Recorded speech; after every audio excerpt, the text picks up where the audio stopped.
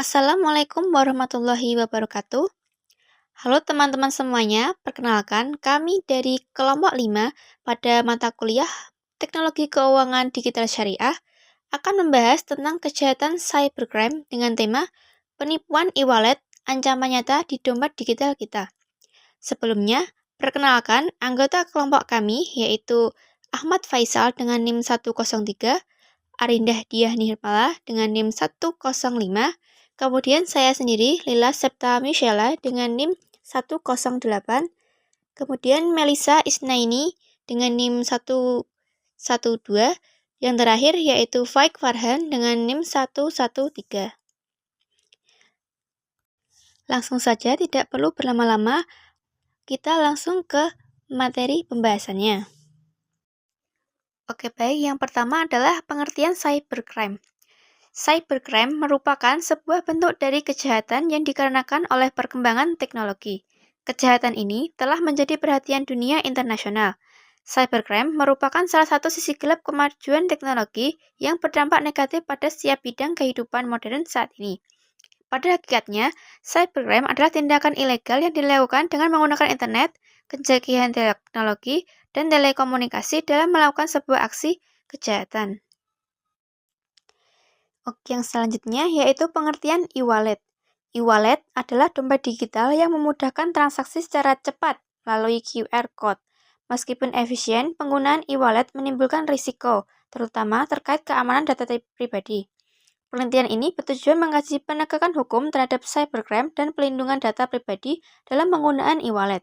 Metode yang digunakan adalah penelitian normatif berdasarkan asas legalitas pencurian data merupakan pelanggaran UU ITE, sehingga data pribadi harus dilindungi sesuai peraturan dari Menkominfo dan Bank Indonesia, sejalan dengan teori perlindungan hukum.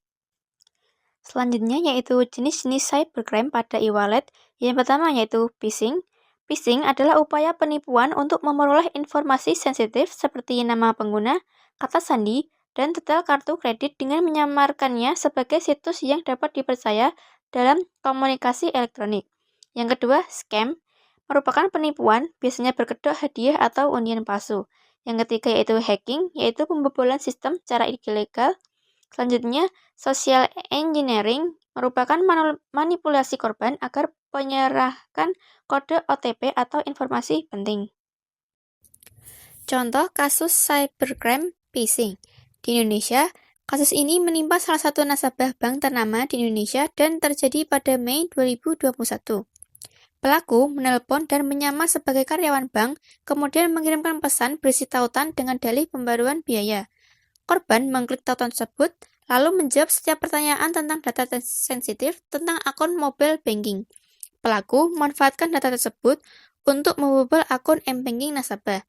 Akibatnya, uang sebesar 16,4 juta langsung raib dari rekening korban. Contoh cybercrime di dunia yaitu perusahaan yang beroperasi di dunia hiburan pernah menjadi korban phishing pada tahun 2014 dan menelan kerugian hingga 100 juta dolar. Pelaku phishing menggunakan identitas Guardians of Peace dan berusaha menyabotase film The Interview. Kisahnya bermula ketika pelaku mengirimkan email phishing ke karyawan Sony Pictures Entertainment. Email tersebut mengarahkan karyawan untuk memverifikasi ID menggunakan tautan palsu yang dikirimkan. Ketika tautan tersebut diklik, pelaku bisa mendapatkan kredensial karyawan tersebut.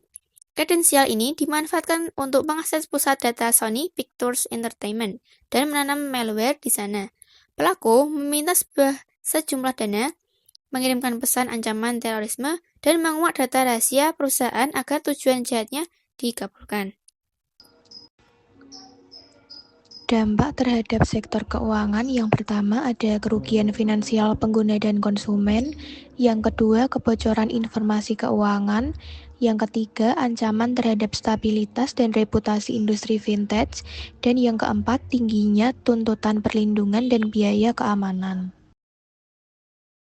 Yang selanjutnya, tips menghindari phishing itu ada 3. Yang pertama, Waspada ketika menerima email mencurigakan. Alamat email merupakan elemen penting yang harus diwaspadai.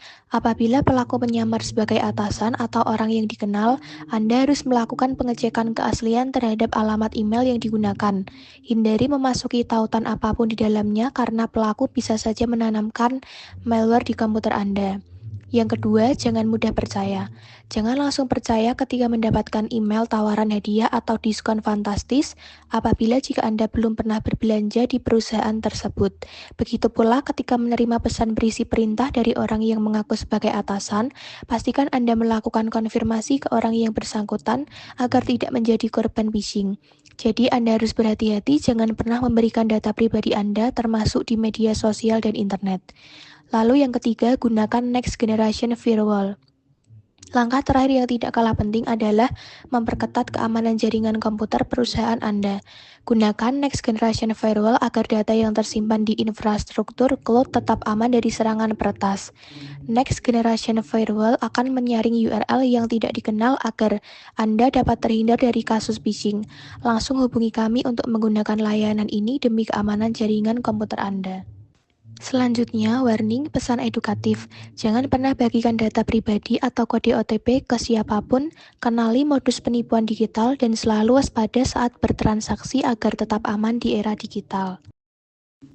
Yang terakhir yaitu kesimpulan. Penipuan e-wallet merupakan salah satu bentuk kejahatan siber yang semakin marak seiring dengan meningkatnya penggunaan dompet digital dalam transaksi sehari-hari. Modus yang digunakan sangat beragam, mulai dari phishing, social engineering, tautan palsu, hingga penipuan berkedok hadiah atau undian. Para pelaku memanfaatkan celah keamanan serta kurangnya kewaspadaan pengguna untuk mengakses data pribadi dan dana yang tersimpan dalam e-wallet. Oleh karena itu, penting bagi pengguna untuk selalu waspada, menjaga kerahasiaan data pribadi seperti PIN dan OTP, serta tidak mudah tergiur dengan tawaran mencurigakan. Selain itu, penyedia layanan e-wallet juga harus terus meningkatkan sistem keamanannya dan memberikan edukasi rutin kepada pengguna agar terhindar dari modus penipuan yang terus berkembang.